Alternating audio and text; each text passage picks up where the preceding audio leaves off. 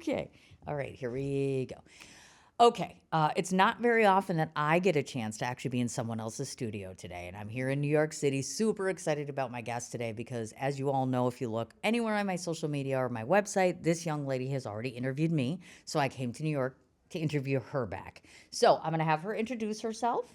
Thank you, Cindy. My name is Ginni Saraswati, and I'm very excited to be sharing this space with you. Number one, it's exciting because listen to her. I could just have her talk and just literally ask nonsense questions and just keep listening to her because I love this. Sound like a cat. Some people think I sound like a cat with a cold. That's insane. I'm like, that's wildly specific. Why does your cat have so many colds, and why would they sound Australian? Cat? I don't know. That seems rather odd. Okay, no, thank you. Okay, we're going to start off the hour here by talking about something. This is probably the most important question I'm going to ask you, so think about it before you answer. How worried are you about Josh Hart right now? I love that question. So I was more worried at the start of the season because I'm like, brother, take a shot, will you? He's like, my wife and I have this conversation. He's not high on her list of favorite Knicks players, let's just say. Sure. She yells at a player at the beginning of the season, and sometimes by the end of the season, two things happen. One of two things. One, she yells at them more. Or secondly, they become her favorite player. Oh my God. So it's happened twice one with Isaiah Hartenstein. The first year she was like, damn it, Hartenstein. And then by the end of it, I like him. Last season it was DiVincenzo. It's like, why did we trade for this redhead? And then by the end, she's like, I'm going to get a Devo t-shirt. And then we traded him. Okay. But so I was supremely concerned at the beginning of the season. But the last couple of games he's been shooting. Yeah. I do think he needs to lay off the sugar because he's just like... Him and my cat would like just be best friends. And I only bring it up because I actually was reading today because I wanted to check in with the Knicks and see how they were doing. And they were like, yeah, we're still kind of 50-50 on this leg injury. So I was like, you're the go-to girl because I know you're fanatical about them. So I'm like, she's going to have a statement on this. So thank you so much for that. Yeah.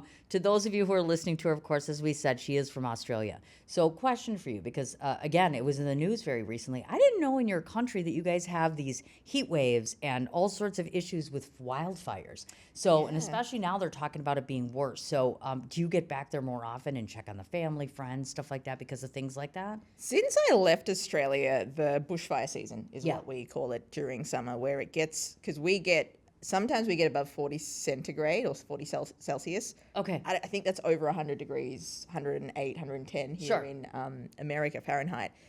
I am more concerned about like the strength of the sun in the southern hemisphere, especially in Australia. It's a lot more severe than it is here. Like the UV rays is a lot stronger. Okay. So I'm not entirely sure because I'm not a scientist and I'm not well researched on environmental stuff as I'd like to be, but the amount of bushfires that are caused and just how quickly that they spread, because what a lot of people don't know about Australia is, I mean, you look at Australia and like, oh, you know, all you see is beaches and kangaroos and koalas and trees, but 2/3 of the Australian continent is actually desert. It's only all the population or the main population in Australia live on the coastal areas. Like inland, it's all desert. 2/3 is desert. So, and then you've got bush, literal bush. So when there's a fire that catches, the spread, just the way our geography is and just the way our land is, our infrastructure, it just spreads really quickly. So to be able to, get from the city or get from those certain rural areas to the fire, you need to get other people coming in, and it's just that part I don't think we've gotten better at in terms of speeding up to get resources there as quickly as possible. Gotcha. So I don't go as often. I don't go back around summer as much. I used to, like when I first moved here, I'd always go visit for the holiday season. But now that I'm married, we plan our trips in advance and go different seasons. But I do check on my family purely because the impact of smoke, the smoke from the fires, it does go into the atmosphere, and we're breathing that in when we're in Melbourne or when we're in certain areas nearby. You're breathing that in, and that's not good for anybody, let alone the wildlife, let alone humans. Absolutely. So that part does concern me. And we've had a lot of political leaders say various things, and various things happen, which is not funny, because I know in Australia we take politics very not seriously, right, as they do in America. But That's the part that I'm concerned about, really, how this is being managed in the long term. Gotcha. Okay. Second question relative to Australia. And again, I actually talked to someone from Australia a few days ago. Yeah. And I asked her this question and she didn't know how to answer, but I know you'll have the answer. I want to know how all of you got beat with this beauty stick. I've never met anyone who is unattractive in Australia. You are all so breathtaking. I can't stand it. You really think that? Oh, okay. Hugh Jackman, Nicole Kidman, Keith Urban was just here, by the way, at the Today Hemsworths, Show. I'm yeah. like, come on, man. Yeah. What's the deal here? Well, I don't know what it is. See, Chris Hemsworth, like, Oh my I don't God. know what happened to that gene pool. Like, it was like, where did y'all come from? You know, Right. because they're, I think what part of I forget what part of New South Wales they're from, but like, Yeah. the gene pool is just Right? immaculate. Oh my God. I don't know what they're eating, but Hugh Jackman, I would agree. I've never met anybody who's either met Hugh Jackman in person, interviewed him. Okay. Nobody has ever said anything bad about Hugh Jackman. Oh my gosh. Yeah, it's just like he's just such a lovely guy. So that makes me Aw. very proud. Oh, very sweet. So yeah, happens Yeah. to be good looking and a lovely guy. So basically, yeah, if you're from Australia, you're going to get a lot of jobs in acting, modeling, and apparently media because you're too beautiful not to. Got that one. Okay, moving right along. If those of you have not watched her social media, what I will tell you is she apparently has an innate obsession with the following: her nephew, cats, and coffee. So talk to me about all three. First off, let's talk about you being an auntie, because I think it's just adorable. You've spent some really great coffee time with him. So tell us a bit about him. You know what I find hilarious? My nephew's actually a niece. She had short hair. Oh my God! Editor, we'll have to cut I that. can't wait to tell him, like, you know your little tomboy haircut when you were a baby? Some people thought you were a boy. Sorry. I'm so sorry. That's right. No, look, when my niece was a little tucker, when she was like between, 2 to 4, she Sure. had very, very short hair. And sometimes I'm like, did you cut your own hair? Like, what happened? But I am insanely obsessed with my niece. She is one of my favorite people on earth. She's now 16. When I was having lots of coffee with her, she was between the ages, or she's having a baby chino, just froth in a cup. Between one day, we'd go out for a baby chino. But she recently visited for my wedding. She was in my bridal party. And it was so cool to watch her experience New York. Sure. Because this is the biggest city she's ever been to. Yeah. And she came here, she's like, whoa, like, what is this place? Have I been living in the wrong place? And it was really nice to see her experience new culture. She's like, there's so many different people here. It was great. And I love sharing things with her in those lenses as well, and experiences with her, Sure. because there's such a purity and an innocence to a child's, perspective on things. But on the other side of things, the social media part does concern me, because I'm like, can you say an actual word? Like, lol is not a word. It is. Who said lol is a word? It's like, you don't. I don't know. In a conversation, if you were to say something, I just went lol. No, do not say that. Because I'm a podcaster too, and like, Right. communication is a part of a lot of what I do, and my business really. I said, oh, you got to talk in full sentences. Yeah. Don't say IKR to me. I'm like, I know, right? Yeah, I know, right? I'm like, what is this IKR? Like, I started to feel like old, but I'm like, no, you guys just need to talk properly.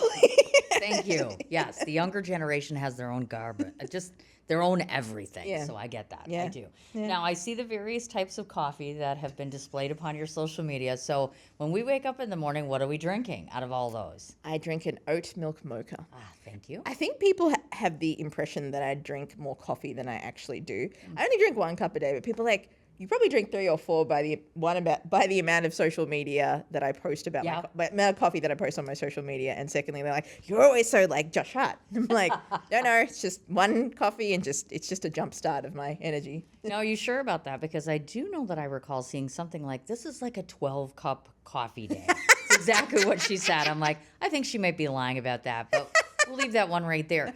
On the other side of the fence, the cat. The cat's been on the laptop. The cat's been all over. I don't understand this cat. So I was not a cat person Really? until I moved to America, because the first place I moved to, my housemate had a cat named Paco.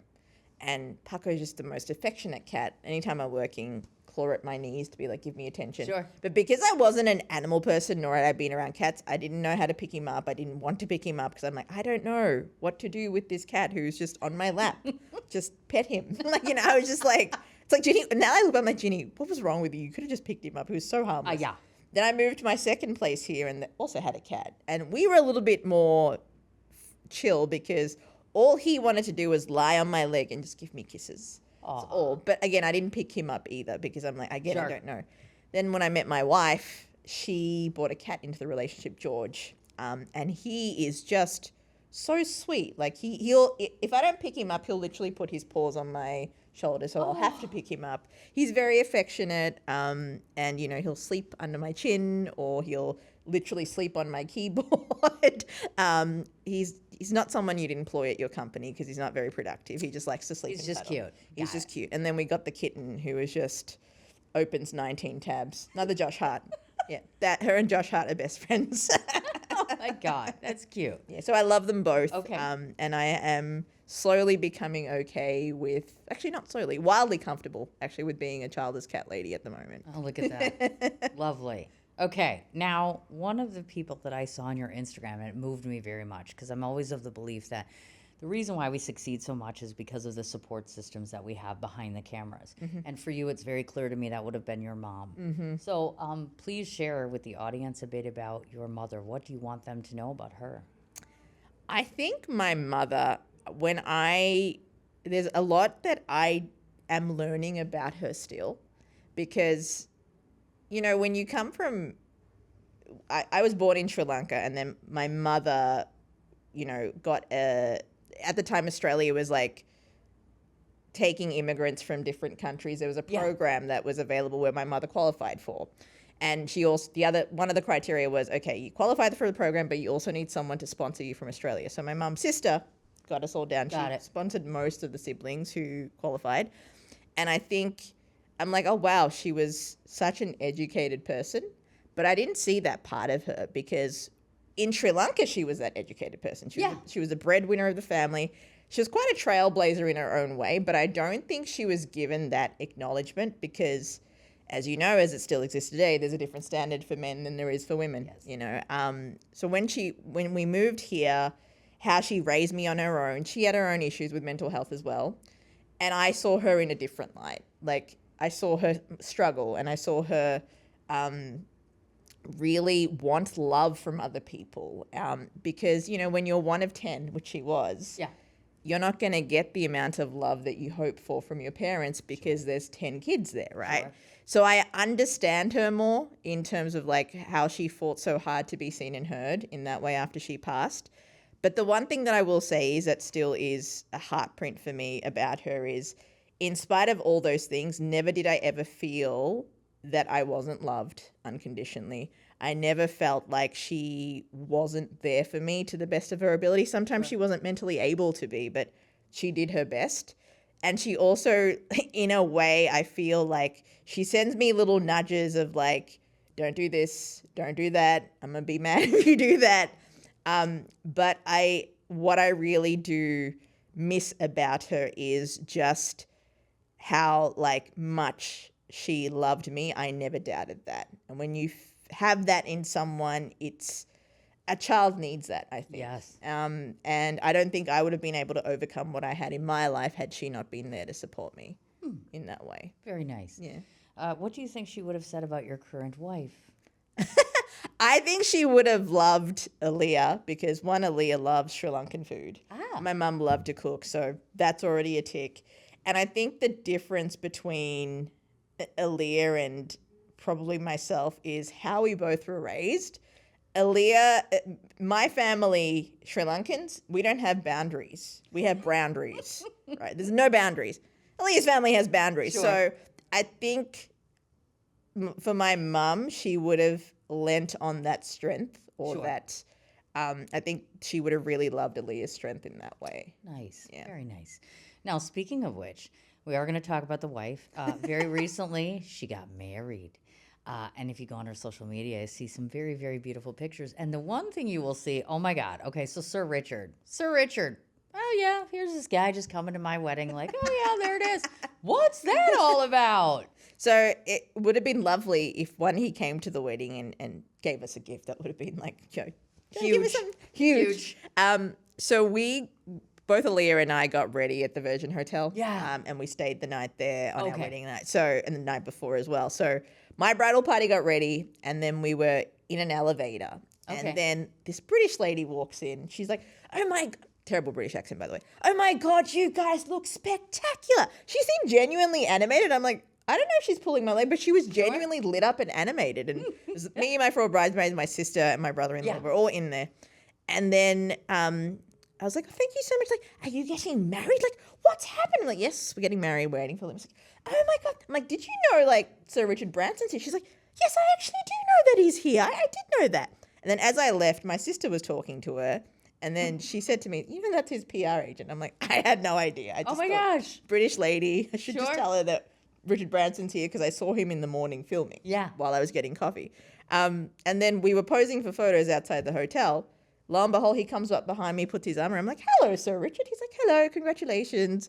Pose for my a few God. photos. And then he left. I'm like, and then as soon as I got those photos, I'm like, I want to send this to Aaliyah. And I'm like, can't do that because she can't see me. But I was Yes. so excited. And it was like a lovely wink to be like, oh, okay, this is just lovely to have Sir Richard there. That is. That's absolutely adorable. It is. Only in New York, folks. So come to New York to get married, and you'll never. De Niro might show up. We don't know who's going to show up Yeah. and get married. So Yeah. you know, definitely. So the wife. I'm always a sucker for a good love story. So tell us how you found her, and more importantly, tell me one instance where she has made you a better person. I'm sure there's many. Wow. These are great questions. So we'll start with how we met. So before I moved to New York, Cindy, I was never this online dater or an app date. I'm like, Okay. I typically met my partners either through my work and an event, Right. friend of a friend. That was kind of how I'd roll. So when I moved to New York, I was in a relationship that ended just before the pandemic started. And then, you know, people were like, the only way to meet people now is through apps. I'm like, this is ridiculous. How can you sit on a phone and just Right. swipe? Like, this isn't window shopping. I'm like, well, it's Right. kind of what it is. And it took me a while. So first round I swiped, matched with someone. I'm like, okay, this is pretty cool. And then, I mean, that didn't end up working out, but we ended up staying friends. And I'm like, and then when I went back into it again, I had coffee with a friend of mine. I'm like, what is this? She's like, Ginny, you literally have to sit there for like an hour a day and swipe until you are out of swipes. I'm like, you can be out of swipes? How many swipes is that? She's like, just keep swiping. And I'm Yep. like, no, like, but it's the same people. She's Sure. it's a numbers game. Yeah. I'm like, this is ridiculous. Like, it's like picking something. How do you know it based on a picture? It's like, it's just the luck of the draw. So I got back from my trip to Australia, and then I'm like, okay, I'm gonna start. Yeah, I'm ready. I'm ready to move on. Okay. Had passed a year before, and I'm like, okay, I'm here. I'm ready to move on. Sure.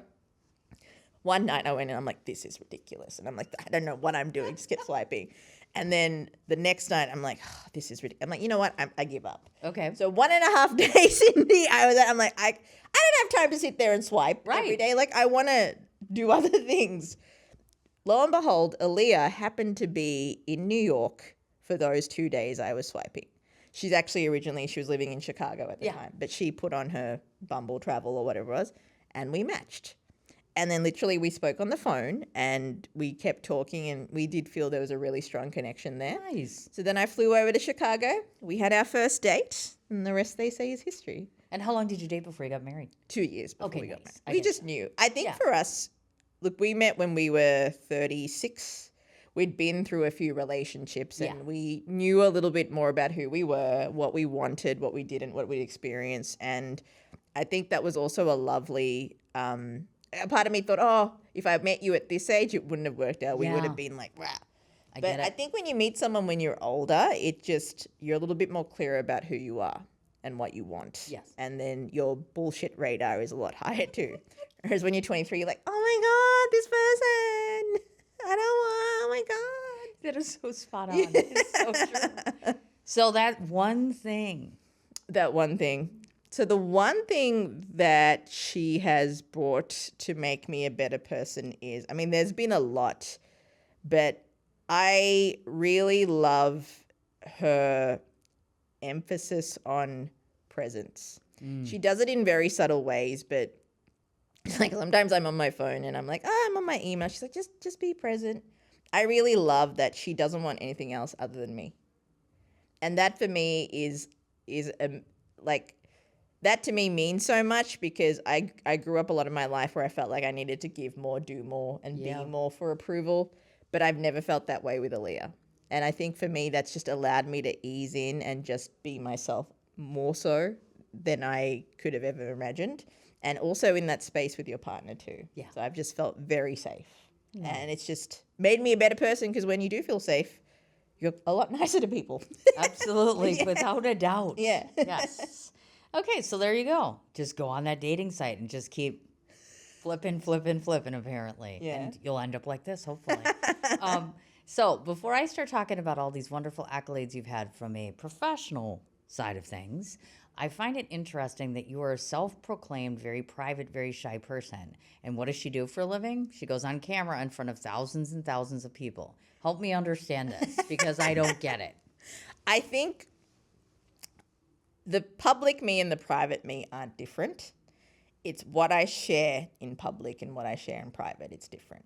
Okay. And I think up until recently, I kept certain parts of my private life private, especially things that I'd gone through as a child. I went on a podcast recently. I talked about the sexual abuse I'd went through and some trauma I went through as a kid, purely because one of two reasons. One, I wanted to keep that private because I hadn't quite processed that trauma myself. Sure. To a point that, I mean, I'd processed it, but not to a point where I could articulate it in a way where I was speaking from scars and not open wounds. Sure. And I've been in therapy the last 4 years, as COVID does to you. It's like, well, you need to sit inside and go inside, literally and figuratively. Yeah. So I've been able to unpack and let those feelings come up more. So I'm like, I think I'm ready to share it. So there's elements of my private life that I bring in, but there's also elements I keep private because I think they're sacred between me and Aaliyah or me and whoever. I don't need to document everything. And so I'm terrible at documenting things sometimes. No, like there's like the light is the wrong way, the cameras, I'm like, I'm just not going to do it. I'm just going to chill. I get it. Now, I'm going to quote you here, and I think this is one of the loveliest quotes I've ever heard. You have once or twice said the term, the biggest ROI of my podcast is relationships, and I absolutely love that. So if you would please tell me how it is that you have come across, or rather better question, of all the relationships you've met through your podcast, editor, just 1 second. I completely lost my train of thought. Do you ever have that where you're like, Yeah. I was doing so good, wasn't I? You're We're still doing okay, great. good? Yeah, we're doing great. Okay, this is great. fantastic. All right, I'm going to I'll restructure that question. Okay, so I'm going to quote you right here. I know that you have said in the past that the biggest return on investment when it comes to your podcast are the relationships. And I couldn't have said that better because I think there's you build a good foundation with any one person. And the future, you have no idea how much you can collaborate and network with somebody, etc. So tell folks out there who may not have a podcast or be in media necessarily why relationships are so important in general through your workplace. Oh, they're everything. Right. It's the greatest currency because, I mean, yes, money helps too. I'm not saying it's not helpful or that is something that you should completely disregard. But relationships, especially, and this is one thing that I think is not talked about enough in modern media. Okay. Right? Relationships, and this could be a very or a simple relationship like client and service provider. Yeah. If I go into a restaurant daily, like I go into my cafe, Yeah. I have a instant connection with the barista because this is just an example, right? I talk to her every day because she's my local coffee shop. I see her every day. This is a true story, but also an example. But the service, the product and everything, that's a relationship forming there over time. Because I'm seeing this person every day. She's making my coffee. She's filling my coffee cup with love and flavor and whatever it might be. But here's the thing. I'm going to leave a 5-star review on her Google or on the restaurant or on the Facebook or talk about it on my podcast. That's going to effectively be an endorsement for her. So even at the basic level, that's one example why relationships are so important, because it is an entry point or a gateway into allowing people to trust you more. Yeah. Even to a point where if you have a boss at a company that you get along really well with, that boss moves on. That boss will be your referral for any other work that you would want or have. Right. Same with my clients. There are clients I work with, like brands, and then those people move on to another company. Yeah. If they have a good experience with me, they'll recommend me. So it's not just about recommendations, but just the friends you find, even those, the BFFs that you've never met, the business partners, Yep. the collaborations. Like, you will see things in a way that you don't when you have someone else come to the table with a different perspective to be like, hey, this is what we could do and create together. Yeah. So relationships are everything, because I would not have gotten to where I am if it wasn't for relationships. If my clients hadn't recommended me to other clients, if my clients hadn't become friends, if some of my clients hadn't become business partners. Yeah. This studio I co-own with my first client, he's now a friend. He's also my business partner. So you don't know where relationships will take you. Yes. I don't think we value relationships enough sometimes. Oh, that was the whole reason for bringing it up. I think Yeah. people just automatically assume I can't make time for this person or see this person. They don't work in my industry. They don't necessarily have something to offer. Completely wrong. They could have a million things to offer you. You just don't know. Collaborations anywhere, really. The other thing I think in relationships that's missing, Cindy, and I see this all the time, some people aren't willing to listen. Like, you meet people like, hey, can I have 30 minutes of your time or a Zoom call with you? Sure. You're not willing to listen, and you're not willing to match your actions to your words. Yes. One thing that I've learned recently is if you really want to get to know someone very quickly, the quickest way to know is to look at their two most valuable resources, their time and their money, and how they spend it. Yep. So if they're telling me that they want to be a podcast producer and they want to do all these things, but their time is spent playing video games or not doing anything to do with podcasting, I'm like, I can't believe you then. Yeah. And if you're telling me that, hey, I want to, go to the gym, cook at home, and make sure that I'm putting good fuel into my body from home, and then I look at your bank statement, it's all Uber Eats, seamless. Right. Quickest way to know someone, really. You may not everybody has the ability to look at people's credit card statements, but do look at how people spend their time. For me, like, that says everything. If you really want to build a relationship with someone, if you really want to, you need to honor their time as much as you honor yours. Absolutely. So that's something that I've learned as well, that some people aren't willing to do that. No kidding. So there's so much on this professional side of things, I don't know where to go. So I'll try to cover this as eloquently as I can. We'll start with the TV presenter gig that you did. And I bring this up because you and I were just talking about television as a whole. And so when someone hears the term, I was a TV presenter, so tell me a bit about your role in doing that. And then moreover, tell me a bit about the way people envision television versus the reality of television. That's a great question, Cindy. I think when I was doing TV, I was hosting a segment in Australia on a TV program called Bent TV.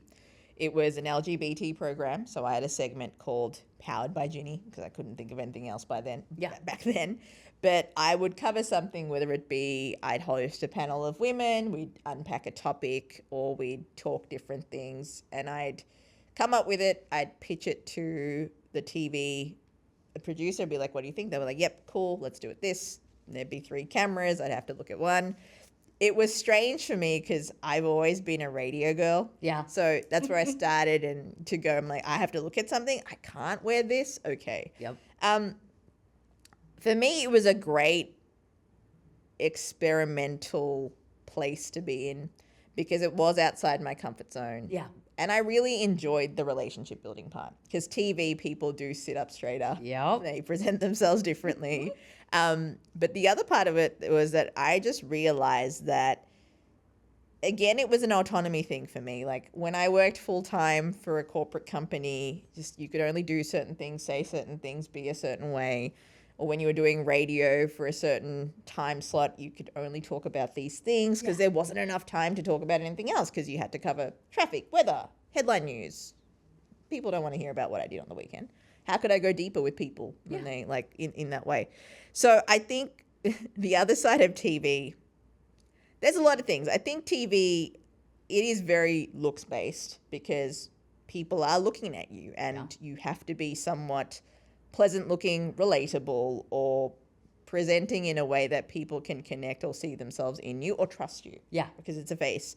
So the opportunity for impact is greater with TV because the visual's there. And I guess the other part of it was that, okay, you're working for a network, you tie into the brand culture whether you like it or not. Yes. Because you are under that umbrella. So I don't know if that gave you like the reality of TV or what it was, Sydney. It does. I mean, I think, and I also think that there is that expectation too, of course, when people look to television. There is a certain look, there's a certain vibe. You only cover certain subjects, things like that. If you had your way and the magic wand, how do you think TV could be enhanced for all, meaning for it to be a better medium for all? Honestly, I think that it's kind of done. It needed to change for a while, Cindy. Yeah, absolutely. And I think that's why when the internet came and YouTube's here, and now that we have multiple ways of streaming TV, like how many different streaming services do we have now? And it's ironic because TV dictated to us for how many years? You want to watch your favorite program? It only comes once a week, 7:30 on Monday night. If you miss it, tough luck. Yep. Then DVR came in where you had on-demand TV. Yep. But that still wasn't enough because that episode came out at a certain time. And to Netflix, it's like you want your favorite show, binge the whole season. There you go. So the whole way that we look at TV or consume media has changed because of the phone. So I think with that in mind, I think what could be TV does, I feel, cater to a certain type of demographic, whereas the streaming services caters to everybody because you see, I don't know if it's just me, but I see much more diversity on Netflix than I do on your mainstream TV channels in the cast. I mean, there is diversity there. I'm not saying there isn't, but I'm trying to word this without sounding mean, but I think some people who are hired for certain streaming service shows may not necessarily be hired for TV. Mainstream Got TV it. Okay. because of their look, their bit, whatever it might be. Like it's just interesting. It's just kind of an observation I've made. Thank you for that. Yeah. I met you on this podcast, the Ginni Show, Yep. and I know you've been doing it for about 8 years now. Yeah. So 2 questions relative to that. First of all, how do you address, and there are some people, because I've heard it myself, who are like, oh, it's just a podcast. So the minimization, I think, of the podcasting as a whole in 2024, almost 2025, I think is rather frustrating to me, and it's also very minimizing. How would you address someone like that? When I started podcasting, someone told me, oh, podcasting is saturated, don't go into it. Really? Now, if you look at the data, there's 51 million YouTube channels. That's not even, it's like 14 billion videos or something, but 51 million YouTube channels. Okay. The other medium, blogs, 600 million blogs, but there's only 4.19 million podcasts. Still in its infancy stages, I would say. And people do say, oh, it's just a podcast. It's just, it's just 2 people talking. How hard can it be? Yep. Well, there is a lot of work that goes into podcasting, like the research, the recording, the editing, the distribution. It's a lot of work. Some people are hired to do it, hence Ginni Media. Some people do it themselves, and I get it why. But it's very hard to stay consistent. But once you are consistent, that's how you build your success. Absolutely. Because you have those regular podcasts going out on a cadence. So when people say, oh, it's just a podcast, it's like, I think what they're dismissing is the fact that there is an audience there that is so deeply connected to the person and the brand, because audio, podcasting, is the most intimate form of media. You're literally in someone's ear. Absolutely. And it's not like TV where you sit down with a group of people and you watch it, you listen to it by yourself. So the ability to make that connection is far greater than, TV show. Yeah. It's far greater. You're like, oh, I trust. So the ability to trust a host and what they say is greater because you have that deeper connection with them. Oh, you betcha. You do. Now, if you were to be given 2 sentences only to describe your podcast, Oh, God. go for it. 2 sentences That's to right. describe my podcast. I would say it's a journey of travel, outward and inward. Nice. I didn't expect that to come out. Just kidding. So to further expand on that, because that was like one sentence, if people are watching this and thinking, what's the ideal podcast guest besides me, of course? Just kidding. What would that look like for you? I would say someone who's willing to actually do one of two things. Yeah. One, storytell. I feel that that's missing sometimes in podcasting because now everyone, like from an author to a celebrity to someone who's about to launch something, wants to get on a podcast, but they don't storytell. They talk. They do their press release answers. Yes. Right. And it's like, come on, dude, I want to know about you. Talk. Storytell, because that's also from a editing side of things. So from a production standpoint, it's very easy to build a trailer or very easy to get a snippet out of pieces of storytelling. There's someone like, yo, my event's on Saturday. It's got 900 people. You know what I mean? And great, talk about that. That's what you're there to promote. But storytell, get people to know you. Secondly, people who are willing to take what they know, what they've learned, what they're about, and teach it in a way that audiences can take value from it.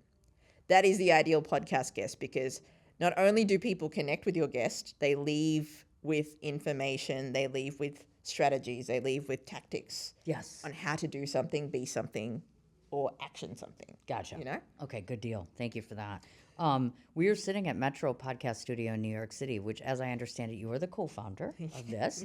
So I'd like you to tell me what made you want to become co-founder of any studio, period. This is a huge undertaking, and I don't think people realize how hard it is for this to sell, so to speak.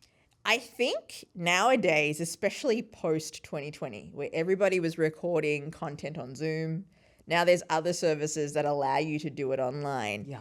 But to actually go in, have studio lighting, studio microphones for content creators, we all know attention is the hardest thing to get from people at the moment.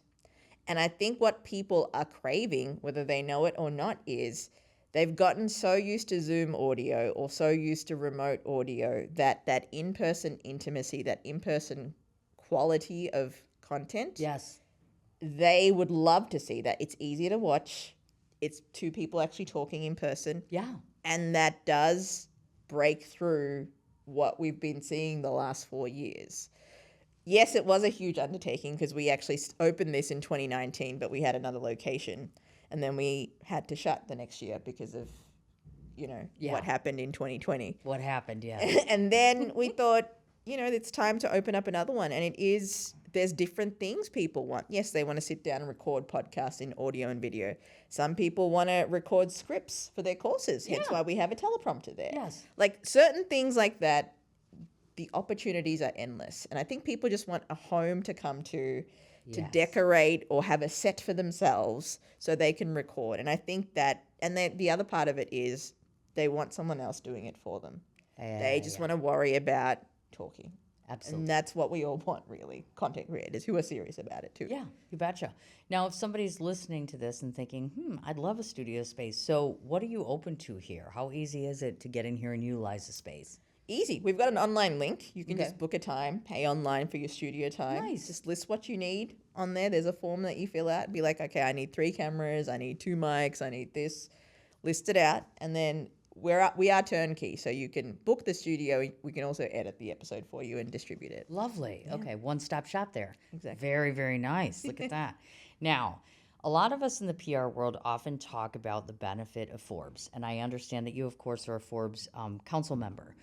So why would someone want to be that? I mean, from the perspective of a lot of us, there's tiers, so to speak. When I look at Forbes, you've got Forbes and Forbes Vetted and all the various things that are offered. What do you benefit by being a council member? I think there's a couple of things that you benefit. For me, when I applied to be a council member, there was 2 things I was looking for.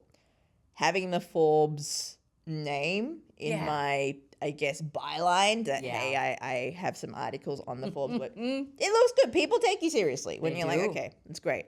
Secondly, my potential clientele for Ginni Media, they're in that council. They're in that ecosystem. Got it. If I can do some, presentations for them or like some leadership coaching on podcasting, then they're like, oh yeah, they're decision makers in their company. So if they think of podcasting, I want them to think of me.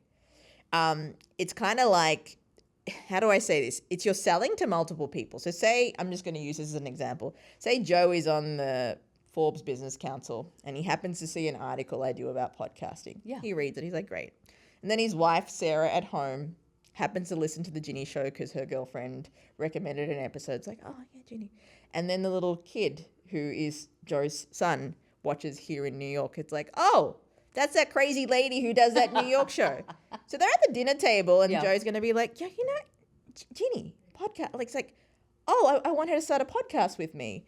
And then Sarah's like, Ginny, I listened to a podcast. Yeah. Great. And then the little son's going to be like, oh, that crazy lady, you're going to be working with her? Cool. So you kind of want to be top of mind for different decision makers because you get everybody that way, right? Absolutely. So when people think podcasting, I want them to be like, oh, Ginny, of course. Absolutely. That makes perfect sense. Yeah. Okay, gotcha. Thank you for that because I was curious on that one. Now, I know on the side, I know in the past you've contributed to Entrepreneur as far as writing goes.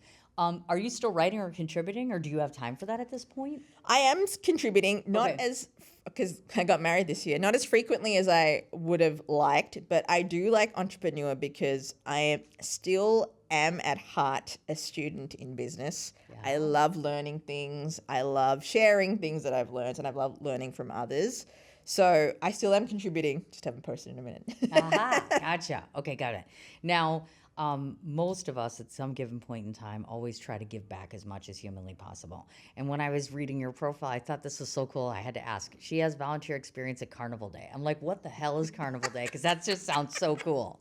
So in Australia, in Melbourne, there is an event called Midsummer. It's the 5th largest queer festival in the world. Ah, okay. So they kick off Midsummer with Carnival Day. Yeah. So I would volunteer as an MC. I would volunteer as, helping out with the radio shows. So that was and at that time, the radio station in Melbourne, Joy 94.9, I was a volunteer there for 10 years on and off. So I love getting involved in community events because you get to meet awesome people. Yeah. I wouldn't be running Ginni Media if it wasn't for those volunteer experiences. So giving back, there is always some wonderful karma that comes back to you, whether it be in business or whether it be just be good energy. So I've been very lucky that way. Yes. And you've referenced Ginni Media repeatedly. So sorry. We do want to say, okay, Ginni Media, that is what exactly that you keep referring to. Yeah. So Ginni Media is a podcast production house. So we do all the done-for-you content for all of our podcasters, everything from recording to distribution, much like what we do here at the studio. Yeah, gotcha. Yeah. Okay, so if I were to ask you, with 2025 soon upon us, where will we see Ginni going? And hopefully television, because I've asked her like 7 times already, but seriously, where are you headed, or where would you like to be on a professional level? I have been leaning more into slowing down, Cindy, as weird as that sounds. I'm not saying I'm going to retire, but slowing down and looking at things that I already have that I can build upon. Like I said before, like relationships, right? Because I have been moving pretty fast since I moved here. One, the energy of the city. Secondly, I'm just crazy like that with 12 cups of coffee.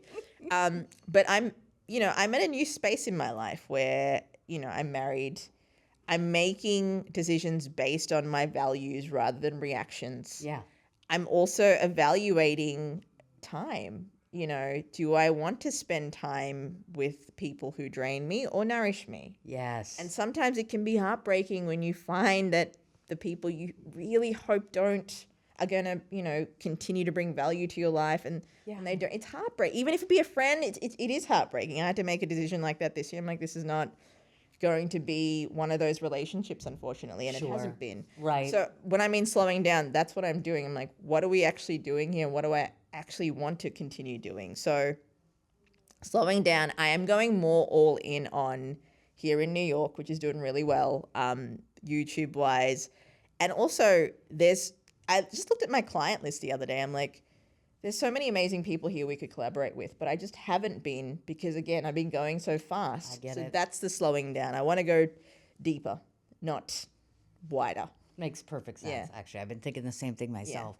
One of the reasons that I wanted to interview you so much, it wasn't just because you interviewed me, but because, folks, I think we're very similar, you and I. We were on multiple things and have a passion not only for what we do, but also for the people we do it for. 100%. I also think we both have an appreciation not only for the spoken word, but the written word, and in addition to which, we want to leave a positive influence on other people. So I myself personally feel like I've benefited somehow far greatly more than I would have thought of by meeting you. So that was a blessing in and of itself. Now, if I say the words Ginni Media and the Ginni Show, you guys can look her up for both of those. But any other places where people should know to be able to find you outside of like LinkedIn, Facebook, Instagram, the show? No, that's Ginni Media, and look me up on LinkedIn, and you'll see all of our crazy projects happening Very there. nice. And just so you know, folks, from now on, I'm going to use her hashtag because I was looking at this the other day. She had said this phrase, which is so cute: New York or nowhere. Yeah. I'm like, I so love that because I'm like, the happiest place in the world for me is New York all the time. So I'm like, so happy to be here. So happy that I'm in the city of New York. And this has been such a pleasure to be here with you. Back at you, Sydney. Thank you so much for a wonderful conversation. Thank you. How do we do? We did well.